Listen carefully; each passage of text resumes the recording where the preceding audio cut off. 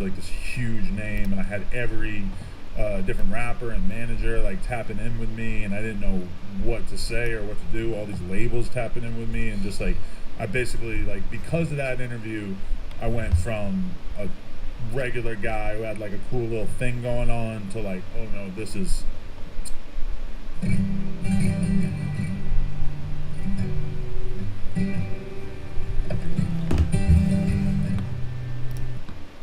serious. Like everybody taking me serious in the music game and everything like that. So that, when I talk to people, it's kind of like sometimes they're YouTubers and they're like, how do I get to where you're at? And I'm like, honestly, you got to just keep playing the game and you'll just find these occasions, these things that just pop up that'll be so much bigger. Like you could do 1,000 interviews and then there could be one that moves your career ahead more than the other 1,000 that you did. And you just got to get in there and just keep going and find these opportunities, I guess. Dang, that's so cool. I feel like I feel like that would have been a hard guest to get on when he was big.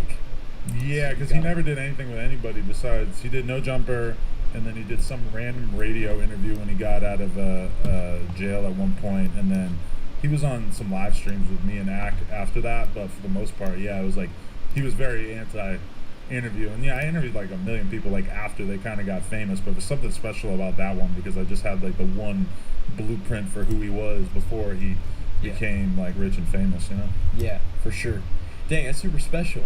Well, everyone knows we're going to talk about Christianity and things like that. I know last time you wore a shirt that we thought was funny when you came here. And I did have Osama bin Laden on my shirt at that moment, and I think I said something about how like I'm totally cool with the version of religion that you guys represent, but I do happen to have a shirt on with a picture of, the extent to which I think like religious beliefs can be harmful. Yeah. Obviously, it's kind of complicated, but yeah. For sure. Yeah, well, I'm excited. We can have just like a raw, we're going to have a raw, honest, like you could say whatever you want about perspectives, views, whatever. Like you don't have to hold back. Like I just want to know like kind of how you feel about everything. But I definitely know that there's like a lot of, there's a lot of clips about you and Christianity on the internet. And from what I can tell, you're in a lot of opposition, or like you have a lot of pushback towards Christianity, I guess you could say.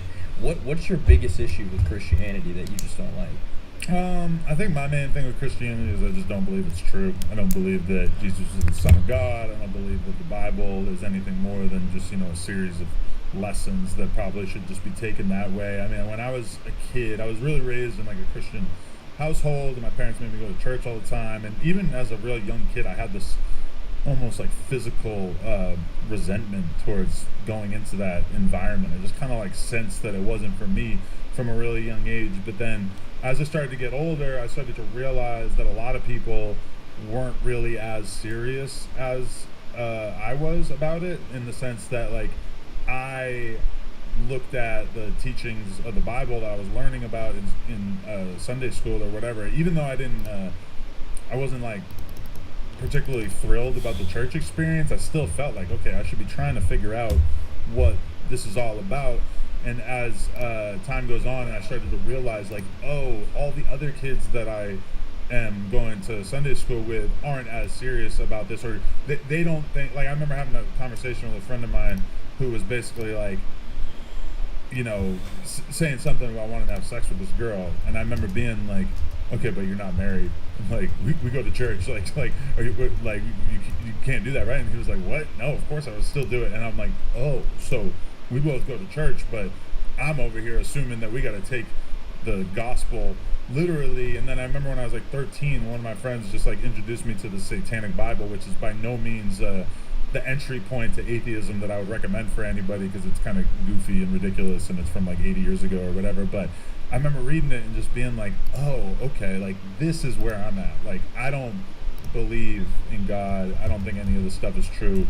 And I actually think that you can live a completely moral and, pristine life without the Bible. And ever since then, yeah, I turned my back on it.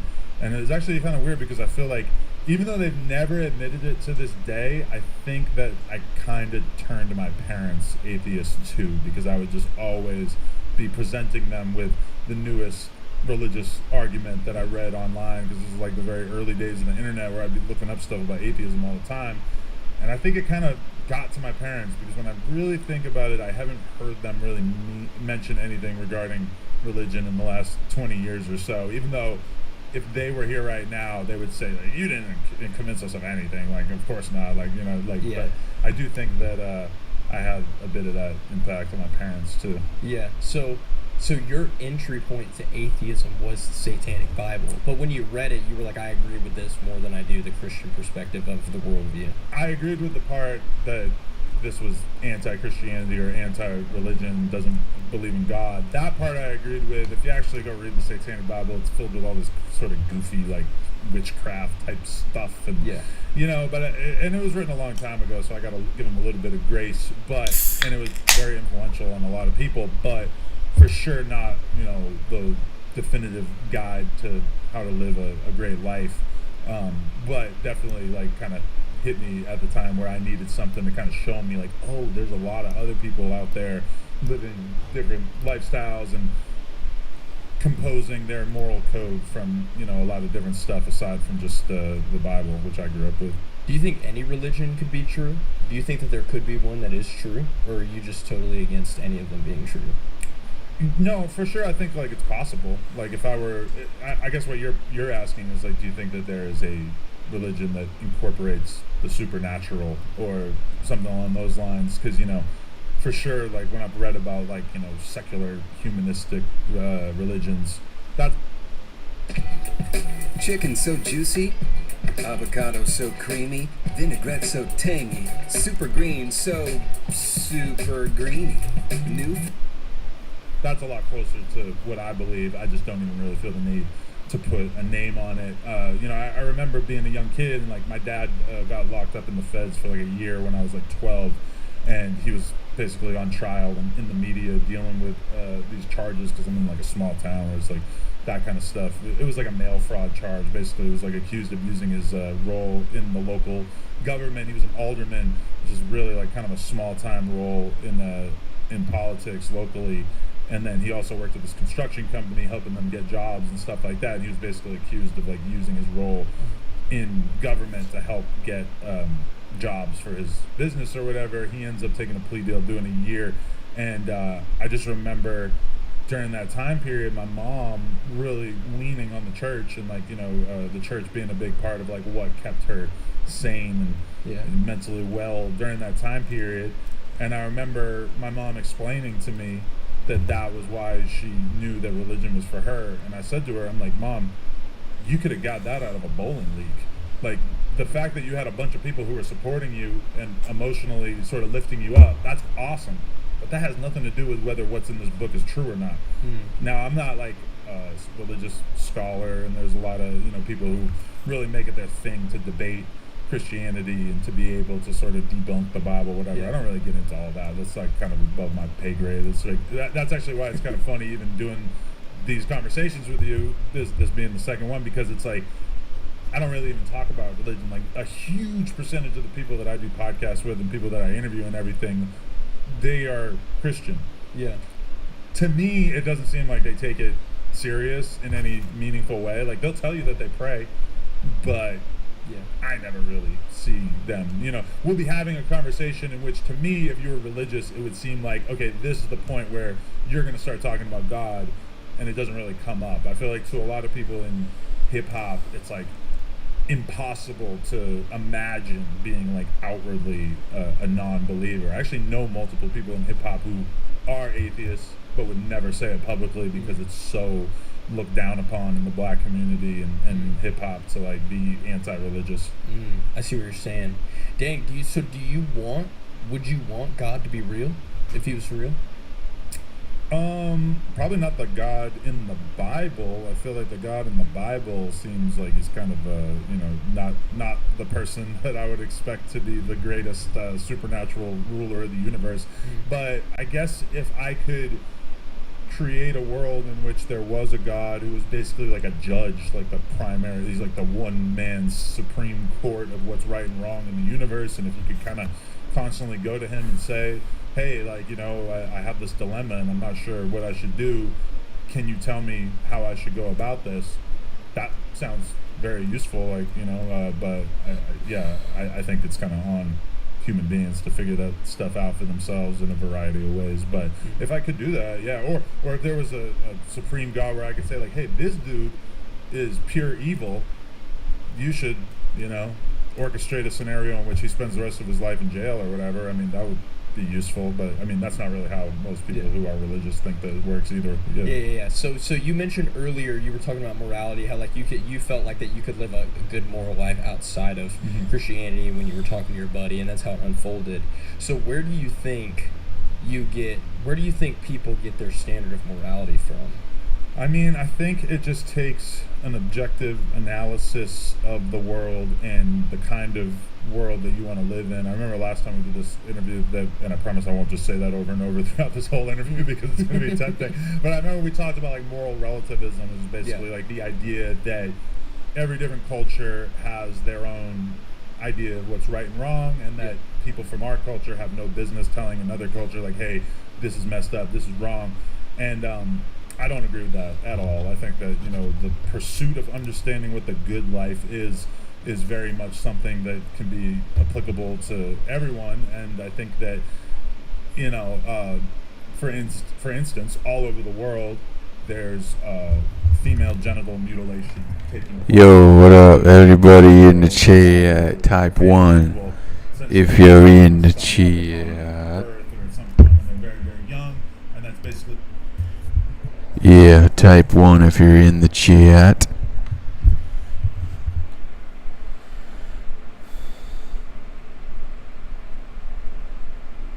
Ensure that they stay a virgin throughout their life, and this produces, a ton of like horrible health effects, and I could go into even more detail about how disgusting the process is, and obviously I think that's just completely wrong and disgusting, and I think you could say that objectively about our society. If you were to find some rogue actor that was doing that, it would be just as disgusting. But also you could look at other cultures, and it's not to say that like Europeans or Americans or white people have everything figured out, and there's these savage tribes of people all over the world who are doing the other thing. I don't think it doesn't have to be viewed as like our culture as a whole being superior, but I definitely think that you can take a look at what other people have going on and be objective about it.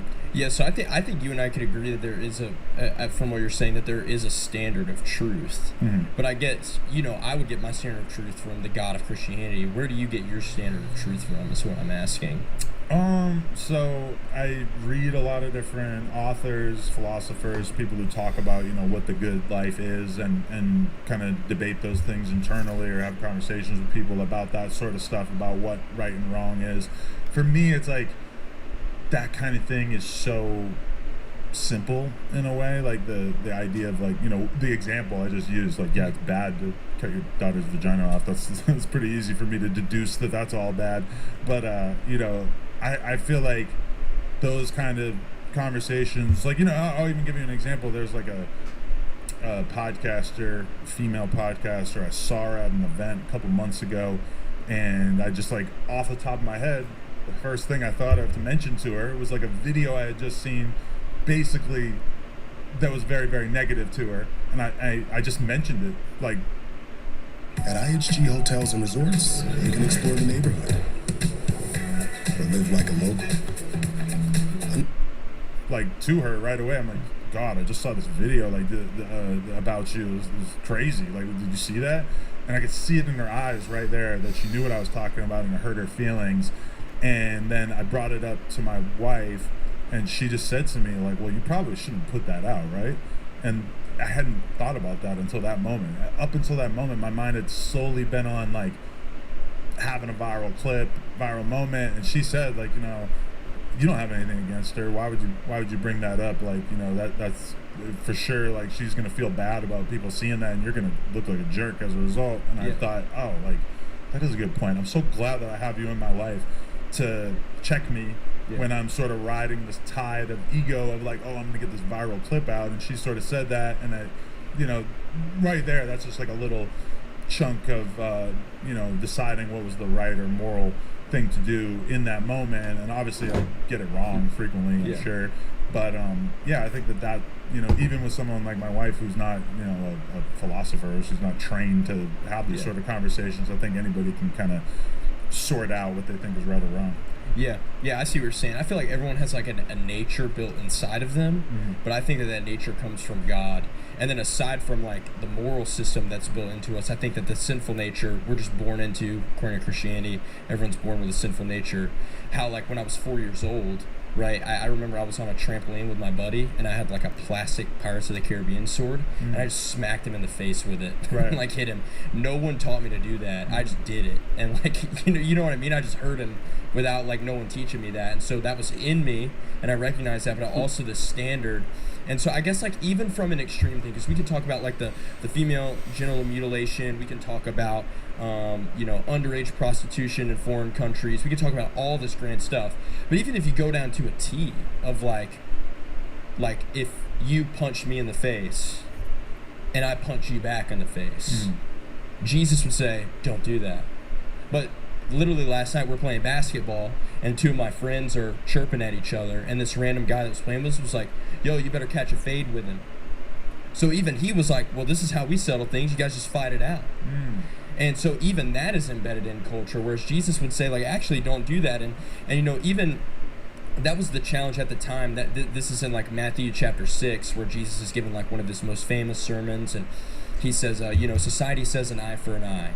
Like if you hit me, I hit you harder back. But he says, if someone hits you on the cheek, turn and give them the other cheek, basically presenting this idea of not repaying evil with evil, which is so hard in today's society. Like I can get so heated and things like that, and I bet you can too, because we're all human. Like I do that, but having that ideology challenge me, I don't know, I guess when I took on the moral standard of the Bible, it made me live a fuller, richer life. It wasn't like God being a cosmic buzzkill, in my opinion.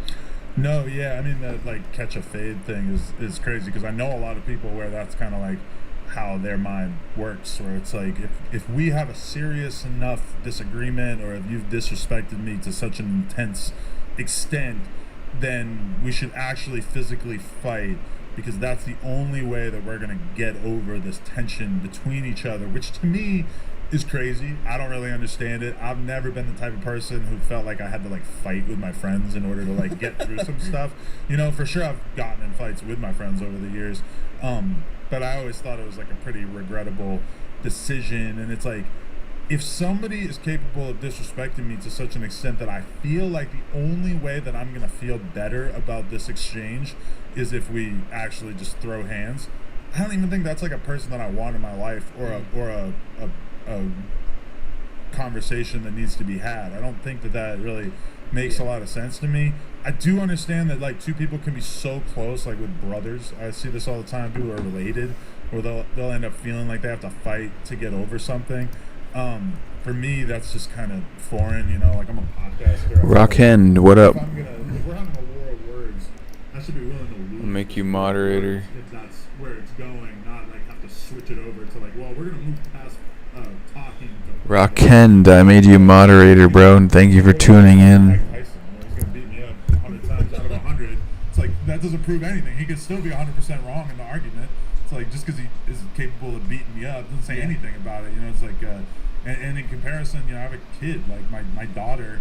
Yes, if we decided that me and my daughter needed to fight to solve, yeah, I mean that's not teaching her anything about the world that I would want to teach her. If anything, you see that with kids all the time, like you were saying, where they'll smack each other in the face. My daughter's 4. Her and her cousin, who's also 4, she'll punch her in the face or smack her upside the head if she tries to take her toy. And it's like, you see that right there, or when you see it that like one kid will try to hoard the toys and like take all the toys and put them to the side, like, no, these are mine. Like you see these sort of like billionaire instincts that like a lot of adults sort of express, where like the desire to commit violence to get your way, or to be selfish. Like these are things that like you have to unlearn as a kid, because that's kind of like human nature, to be this like really greedy, shitty version of a person in order to be the most dominant in a society. And you kind of have to, like, I've had people try to argue that to me before, that like human beings, that their nature is inherently good, And I do think that it takes some coding, some reprogramming Absolutely. in order to make people actually act like that. Like, people don't really come out of the womb, and that's how I understand Christianity, honestly, is that I look at Christianity as like a very early version of man's attempt at understanding the world around them and create. I started my degree in 1986. 30 years later, decided to complete my goals. Earning my degree with Purdue Global has given me the confidence that I am not too old. I can do it. Start your comeback today at purdueglobal.edu. I always try to create the right environment to absorb energy and harness its power. Today, there's a unique way to harness energy with creating a coherent moral code at a time in which the moon being full was probably this like really shocking thing. Now I could literally ask ChatGPT right now, like, what's going on with the moon? Why does the moon look different all the time? Or like, there was an earthquake last night. Yep. I'm able to perceive that earthquake as just being something that takes place occasionally, and not, being mystified by it. But you can imagine at the time that the Bible was put together that the world probably seemed unbelievably scary, whereas right now the world seems scary in its own right, but also like fairly easy to like understand in comparison. Yeah, no, I understand exactly what you're saying. We've definitely adapted in society to where we can understand things a little bit more, not like over hyper spiritualize things. I guess you could say. There's a verse in Proverbs, I don't know the exact quotation, but King Solomon's supposed to be like the wisest guy ever. He said there's a way that seems right to a man, but in the end it leads to death. And I can relate to that in a sense where I feel like whenever Bryce tries to handle things Bryce's way, I end up doing more damage than actual good. Or when I try to like white knuckle, I call it white knuckling, or like muscling my way through things. Like if I've got a problem in my life, I try to fix it myself or out of my own knowledge and own strength. And what you just said about recoding your brain is literally what the Bible tells us. There's a verse in Romans 12 where he says, do not be conformed to this world. But Paul writes to Romans, he says, don't do exactly what everyone else is doing. But he says, be transformed by renewing your mind. You literally have to change the way that you think. Like, literally, that's what he's doing. So, like, yes, there's a sense that the Bible and, like, what Jesus teaches and his morality, this morality that the Bible presents, is something you do have to recode. Because then, now, it's not like after reading the Bible, I go, dang, I shouldn't just go hit my friend in the face with a sword, even though I'm 21 years old. I shouldn't do that. Or last night at basketball, oh, this kid's chirping at me. I shouldn't go catch a fade with this kid. I should just take a second, think, and calm down. It's just a basketball game. You know what I mean? So I really clinged on to that because I feel like when I reflect on my own life, I feel like I do more damage than good when I try to fix things out of my own strength. Now, don't get me wrong. Like, I think there is some good to people. Like, I've definitely done good things out of my own strength, in quotation marks. But Because human beings also are the ones who've invented the same rationale that we're talking about, which is like, to come up with a coherent moral code and to, come up with something like the Bible, or to come up with, all the different belief systems that basically allow people to live moral lives. Human beings invent those too, but I think like our primary instinct is to basically solve all of our problems through force, violence, whatever it may be. And that's like, when I think back to being a kid, when I think about being 16 or 18 or whatever, it's like the world seemed very scary and strange, and I was doing a lot more contemplating of what was right and what I should be doing to live the best existence, and when I think about my life now, it feels like everything is solved in a much more specific way, in the sense that, like, rarely am I like grasping at like the right way to handle a situation, because I just feel like I've so much more life experience that now I'm kind of just like playing the game of life consistently. Now I know what I'm doing with my life, whereas when I was 16 or 18, I was trying to figure out like, what am I going to be? What is my life? And for sure. At that time, even though I'm talking about myself understanding that I was an atheist from like 13, it still felt like there was a lot more questions that went along with that, even though I was as a grown man now, it just feels like a lot more simple. I mean, this actually comes from like a sincere place in my heart, like with all respect. Like, I feel like as I get older, I have more of a motivation to believe in something. I love Jesus. I've been a Christian since I was 17. But the more I get older, I love the fact that I believe in something.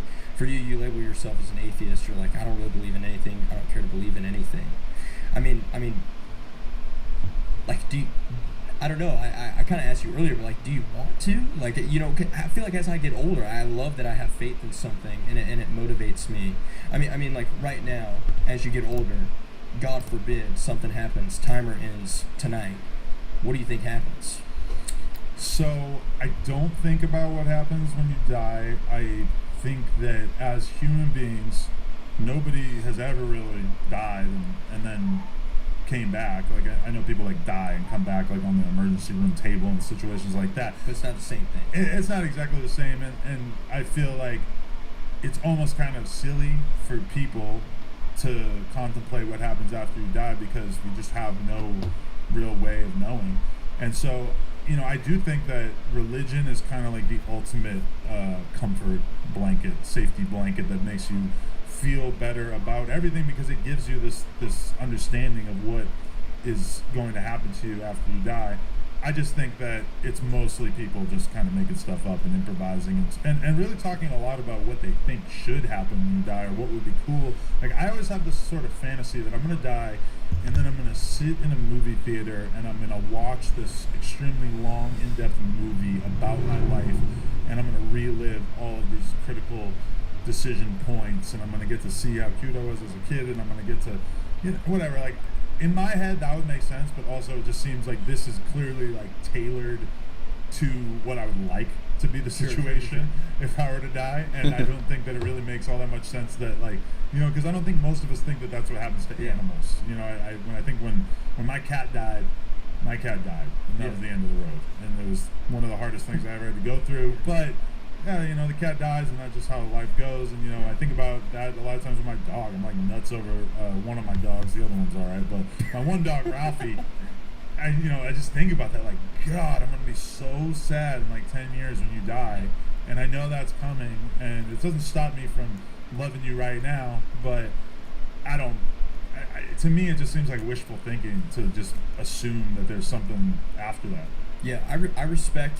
I have other atheist friends as well, and I respect them. Mm-hmm. To me, I feel like it takes more faith for me to be an atheist than it does for me to be a Christian, in my perspective. I feel like I feel like, at least for me, trying not... I guess... Well, maybe you're not trying, because this is genuinely how you feel. But for me, I feel like if I was trying to be an atheist, it would take more of me to try to not believe in anything than for me to search out what evidence is the most reliable. I don't know if I told you this last time we talked, but... Like, I can't fully prove to you that God is real. I can't fully prove to you that Jesus is real, and I can't fully prove to you that he's God. But I feel like out of everything across the board on religion, there's more evidence that Christianity is the most reliable than anything across the board. No matter who you are, what your family needs. That's why I decided to put my faith and trust in Jesus. Mm-hmm. Aside from from what I feel the reliability, I mean, it's just totally different than everything. We kind of talked about, like, Islam, Buddhism, Hinduism. Like, I have friends in all these religions, but they're working for everything. They're working to enlightenment. My Muslim friends are working to please Allah, and every time I talk to them, they have no idea where they're going, even though they're some of the most respectable in the sense of they give alms to the poor, they pray 5 times a day, they pray more than most Christians do, they believe more about Jesus than most Christians do, they give more alms to the poor and help poor people more than Christians do. So I can respect that aspect of Islam, but even them, they don't know where they're going. And all of these things, you gotta work. And my story is, I was gonna take my life when I was 17 years old because I had a broken heart, depression, and anxiety. And a bunch of people told me, you need religious structure in your life, Bryce, to fix your life. And so I looked into everything, because I went to a private Christian school, but I kind of hated God, and I had a bad taste in my mouth with pastors, because these pastors would tell me what to do with my life, but then I would see them doing the total opposite of what they were telling me to do, and like people were cheating on their wives, and it was like super hypocritical. And I looked into it, and none of this stuff helped me, because all of them you had to work to perfection. And I was so broken inside. I thought, if I'm this broken and I can't even fix in this wicked world to fix my broken heart, how could I ever work to perfection? It seemed impossible. I want to take my life. But that's the other reason why I love about Jesus, because out of every labeled religion, Jesus Christ is the only God that humbles himself and comes down and meets the broken people where they're at. Whether it's instead of a broken person working to get his approval, God looks down and says, I love these people so much, I'm going to humble myself and become a human, a God that exists outside of time, outside of space, intervenes into time and space, takes on flesh. He lives this perfect life. So now the moral code of the Bible is achievable because I watched someone show me how to do it instead of just tell me how to do it and expect me to do it without showing me. And then because it's like the justice system. You murder someone, you go to jail. My sin and wickedness, my sinful nature, I deserve death and separation. But Jesus goes, I'm actually going to die for you. I'm going to take the punishment for you. I'm going to cancel the debt. And that's the forgiveness aspect. Like, if you punch me, instead of repaying evil and I forgive you, I'm canceling the debt of what you just did to me. In the same way, Jesus is like, everything you've ever done wrong in your life, I'm canceling the debt right now by dying for it. And then I'm defeating the very thing that separates you from me. And so instead of like yes, like sure, religion, I think yes, like I understand what you mean by a safety blanket, but to me it's deeper than that. Like out of all these religions, it's so evident that Jesus wants like friendship with me and you. Like even though he's God and he's created every human being and there's a bunch of people that he's got to tend to, he still like somehow wants to be so intentional and intimate with me the same way he like views you. And I even thought for myself, like, I think every human being has done wrong, maybe wrong in their own ways. I've never murdered anyone. I've never stolen from a bank. I've never, whatever. So my wrong may be different from your wrong or whatever that may be. And I always thought that I thought that I always couldn't, like, work. I thought that God never wanted me because that was my perception. We live in this world, like, where if you don't scratch my back, then I'm not going to scratch yours. Everything's transactional. And then Jesus brings this idea of unconditional love. Despite how you feel about me, Jesus says, I'm going to love you despite how you feel about me. And so I just thought that like I had to kind of clean myself up before I came to God. But I didn't experience God's love for the first time until I was at my most broken state. That's just my big appeal to it. And I can't deny it. Like, I have my doubts. I think everyone has doubts. Like one of the most famous Christian like theologian people ever, he got diagnosed with pancreatic cancer. I don't know if you know anything about that, but there's pretty much nothing you can do about pancreatic cancer. Like it's like just the clock's ticking basically. And at that moment he was like, all right, I got a lot of doubts right now. This famous Christian guy, he was like, I just have to make sure that Jesus really raised from the dead, because if Jesus really did raise from the dead, then he's the truth. And then he died confidently, like this really is the truth. And so anyways, I just say all that to say, like, I don't think that, I don't know exactly how Christianity has been presented to you all across the board. Like I know I've seen clips of people trying to talk to you here and there, and that's great. But like I think it's just so interesting how Christianity keeps being a topic of conversation to you in some way, shape, or form. Like yes, it's a labeled religion, but outside of that, you look at Jesus and all the religious people, he's like, okay, you've got the wrong idea about why I'm here. Like, they're trying to get him to follow the law, but then, the moral code, we could go back to the moral code, but then Jesus summarizes the entire moral code under this one truth of love the Lord your God with your whole heart, soul, mind, and strength. He basically just says, you're going to live a morally sound life according to God, according to the moral standard, if you just love me. That's it. Like, it's mind-blowing. But how does that even make sense? Like, how does, I don't know, like it's a nice idea that like all you have to do is love God and that's gonna like basically be the solution for everything in your life. From my perspective, it's like,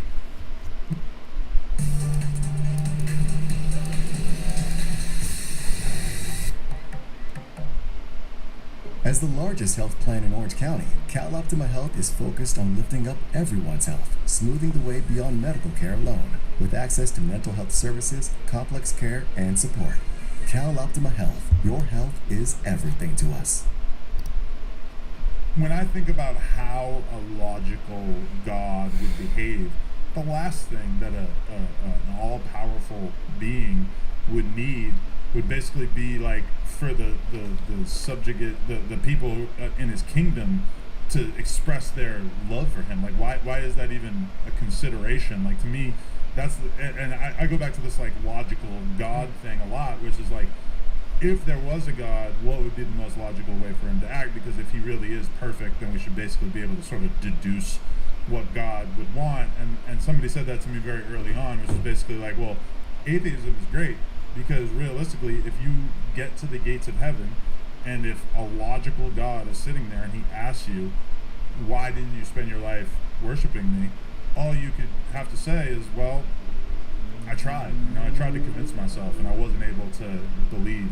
And now I'm at the gates of heaven, so I guess I do believe. But realistically, like, I don't think that you made it clear enough to me throughout my life, because I think that a lot of people apparently have been swayed, but I wasn't.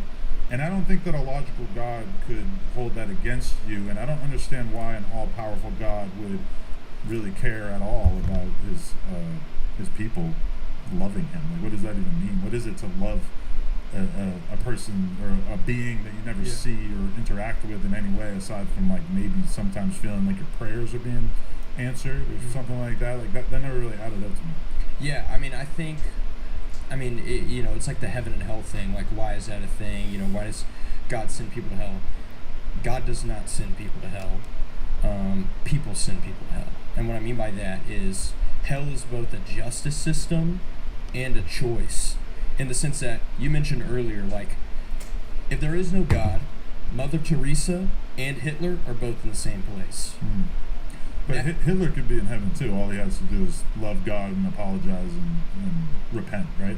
Well, it's like a little, like, yes and no. Like, I can kind of explain that. But if there is no God, we have to understand that Hitler and Mother Teresa are in the same place. And to me, it's like, okay, well then, Hitler needs to be held accountable for the mass genocide and all these other people, the Jeffrey Dahmers, all these people. So, anyways, that's hell's a justice system, right? You murder someone, you go on trial, you deserve the punishment.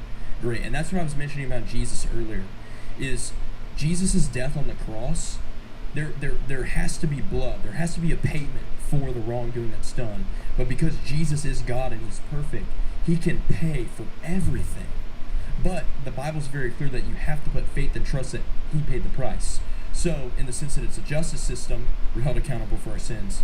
God makes the payment. But it's also a choice in the sense that, you could say, well, God hasn't revealed himself to us. Well, Jesus Christ did 2,000 years ago, claimed to be God very clearly, I believe. And there was one week where these people were literally putting palm leaves on the ground. It's a historical event they call Palm Sunday. Mm-hmm. They're praising Jesus as he's riding a donkey, calling him the Messiah, the Savior of the world. A week later, those same people are nailing him to a cross, asking for him to be crucified, and they're asking for a rapist, a murderer, and a rebel to be released from prison. The same people that were just praising him. So we could go on the argument of, like, there's even a point in the Bible where these people were like, Jesus, give us a sign, give us a sign.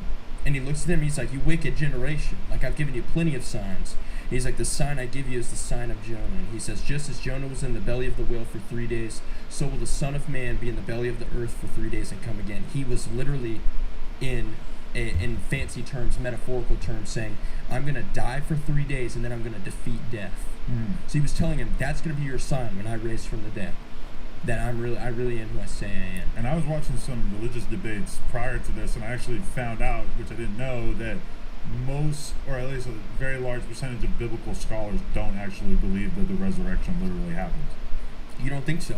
Well, apparently, like, most biblical scholars don't, which is, it is hard to believe. It is like, that really is like the one magic trick, that if that's true, then, okay, this whole religion kind of hinges on that, right? Like, I don't think that there's much to debate or discuss if you don't believe in that, but I found out while getting ready for this, and watching some debates, that actually that's, like, heavily contested by Christians. Well, this is why I believe that he did raise from the dead. When he rose from the dead, there was a 40-day period where Jesus appeared to over 500 people. It's not like a spiritual being raised from the dead, like in his physical, fleshly body, he's raised from the dead. 500 people saw this guy over a 40-day time period in the flesh. And then he ascended into heaven in front of a group of people. Some people were like, oh, these people are drunk and hallucinating. It was super early in the morning when they did that, and back in Jewish culture, that was just not a thing that occurred. So we could wipe that out of the thing. Number two, mass hallucination does not happen. That is like a very rare thing, if not, does not happen. No one was on drugs when this happened, and a buttload of people saw this guy ascend into heaven. Okay, so we're looking at that. And then my third thing is, all of these apostles and followers of Christ died for the fact that he raised from the dead. At IHG's Holiday Inn Express, you guessed how you guessed. Enjoy free breakfast while you work or play. They didn't die for the fact that, oh, he lived and died. There's more evidence that Jesus Christ was a real dude than Alexander the Great. There was the same amount of evidence that Jesus Christ was a real guy back in that time period for that culture, that Caesar was a real guy. Caesar was a popular figure in the Roman government. There was just as much evidence for Jesus as there was for Caesar. So we can't deny that he wasn't a real person. It's just, was he God? Did he really raise from the dead? And I believe that. I mean, if you got guys dying for this stuff, I feel like if you weren't as confident in the fact that he rose from the dead, the guys that claim to have seen him face to face, if they weren't as confident, they wouldn't have died for it. And I mean, the upside down cross on your face. Peter was like, crucify me upside down, because I'm not worthy to be crucified standing up. He was willing to die for the fact that Jesus raised from the dead. That blows my mind. So, like yes, I mean, we need to understand these truths, but I also feel like the same way that the church appealed to your mom in her time of crisis when your dad was in jail and your family was going through it, and she said, well, this is why, like, I understand. That's not just the sole reason why someone should just believe in a religion, but it also doesn't shock me that was appealing to your mom, because there's so much transactional things. And you have to understand, in that position, that vulnerable position for your mom, there's really nothing that your mom in that position can give to them.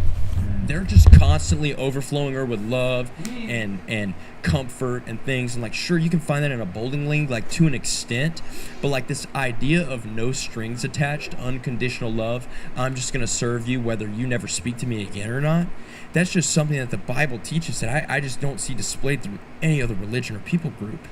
And the Bible, there's this one verse in Romans where it says, the goodness of God brings man to repentance. That's why I also have an issue with these street preachers that hold up signs with pitchforks. It's like, you're going to burn in hell if you're this, or that. It's like, sure, there is biblical truth to that, but like, no one's going to turn from their ways. I've noticed, like, it took time for me to slowly start giving things up that the Bible was like in opposition to the way I was living, and people that I've walked with, it's like, when I tell them, hey, stop doing this thing, they don't really understand why to do it. That's why I like feel for you when all these Christians get mad at you on how you live your life. I'm not mad, because you don't believe in Jesus. So what he says about stuff really you don't care about. So it's like, I don't understand why these people get mad at you. You know what I mean? Like what you were saying about how you can't just tell people that something is wrong. You got to explain it. You got to make it make sense to them. I have a lot of experience with that in recent memory with my kid, because it's like, you just realize very quickly, even at 4 years old, why do I need to brush my teeth right now? If you say because I say so, or because I'm the grown-up and I'm in charge, it doesn't really do much to convince your kid. And really, you don't want to raise the kind of kid who's just going to hear somebody say, because I say so. You're sort of like asking for them to be the type of person who becomes a victim, who gets taken advantage of, if that's all the logic that they need in order to decide how they want to act. You have to say, listen, your cousin has cavities. They take a drill. They drill into your teeth. You know how much you hated going to the dentist the other day? Picture with them drilling into your teeth. That's what's going to happen if you don't brush your teeth right now, if you don't let me brush your teeth. So it's like, you have to be able to logically make sense of things in order for, like I'm imagining you probably telling your friends, like, hey, vaping, drinking alcohol, these things are not godly. You shouldn't be doing these things. But that, to me, it not being godly is probably not really enough of an argument. I would go with the health argument, or the, if you drink, you're much more likely to sin or to live a dangerous lifestyle, for sure. Like, I've seen that throughout my life. I used to drink all the time. Now I don't drink at all, and I look at it as like a huge waste of energy that I actually spent any time in my life doing that.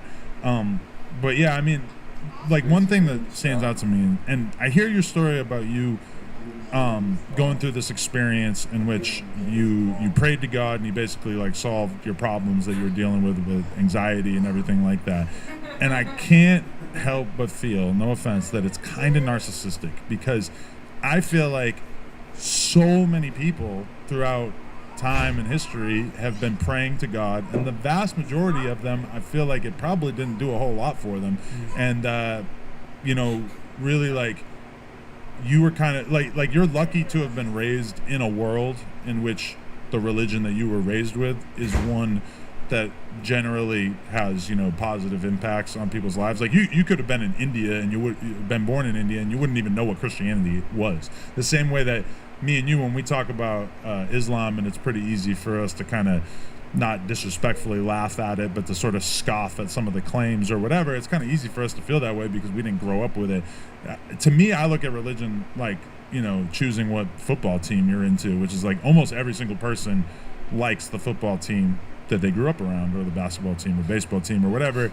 And as a result, they look at Cowboys fans, if you grew up out here, like they're kind of crazy. But the reality is that the football team that you grew up around is no more moral or virtuous than the football team from people who live 10 or 15 hours away. And I think that, realistically, like it's just, I feel like your worldview is kind of like, it centers yourself in the universe so much, because the reality is that all these kids growing up in the majority of the world that aren't growing up with Christian worldviews, it's just 0% chance that they would have become religious in the first place. And I know we talked about last time that you don't actually think that little kids are going to hell because they didn't grow up around Christian influences and everything, but at the same time, it does feel like that's kind of where that logic leads you, because most people don't have the benefit of growing up with the same worldview as you, and most people when they pray, nothing really comes from it. Like, I'm sure as much as it changed your life, most people who do that, it doesn't change their life. Yeah, for sure. I mean, I guess to think the religion thing first. Like, I mean, you've got Muslims in Gaza. In just the last 7 days, 8,368 men have clicked the link on one of our ads that you've probably seen on the internet, put in their personal information in order to register to watch a 60-minute video that explains the exact process that we use to walk men through quitting this at the root of their problem. And the reason that they're doing that is probably just like me. I tried all of these other things, blockers, accountability part. Now, if you go over in the Middle East, that's why she's crying. Almost all of them are raised Muslim. Like, there's, if not every single family. And they're devout, and they're pretty hardcore in it. If one of them decided to be Christian, they'd probably have a very hard life. Yes, extremely hard life. Probably a short life. Because what they're getting from the Muslim community is compassion, community, friendship, and so in their mind, they're losing all of that. So if you present Christianity to them, you have to offer them the very thing that they're losing, which is compassion, friendship in Jesus, community with other believers. But there were Muslims, hundreds of Muslims in Gaza that had the same dream about Jesus Christ, and they all converted to Christianity. One dream. So I don't doubt that God can't move in these things, and I acknowledge I'm very blessed to have been raised in a country where you can believe whatever you want without like any physical attacks or things like that, and I understand I went to a Christian school, but I think I also have to acknowledge, like, I was deeply aware of the hypocrisy that was going on around me, and it made me really bitter, and close people in my life that would tell me that they loved God, and then I would watch very specific things going down that made me deeply hate whatever this God they're serving is a total hypocrite, because they are doing the total opposite of what they're telling me to do. And I acknowledge that, and I understand, like something that I really wrestle with is I prayed and asked God to take away my anxiety and depression, and He did. And then I have friends that I have prayed for God to take away their anxiety, and nothing happens. And I don't understand why. Do I think God can heal everyone? Yes. Does He heal everyone? No. I don't know why, but I think the wisdom of God could be literally taking away someone's anxiety, or I do think the wisdom of God could be God giving doctors the correct wisdom to prescribe the right amount of anxiety medication to help cope people's anxiety. I think that's the wisdom of God too. And so there's this interesting part where Paul, he's like supposed to be a legend of Christianity. He writes about this thorn in his flesh, and it's basically this thing that he can't shake off. It's not clarified if it was like a spiritual thing or if it was like a sin issue that he couldn't stop doing. And he's complaining about how there's this one thing in his life. There you have it, folks. Alright, guys, I'm gonna get off this and go see the sunshine. Thanks for watching, and nobody's watching anymore.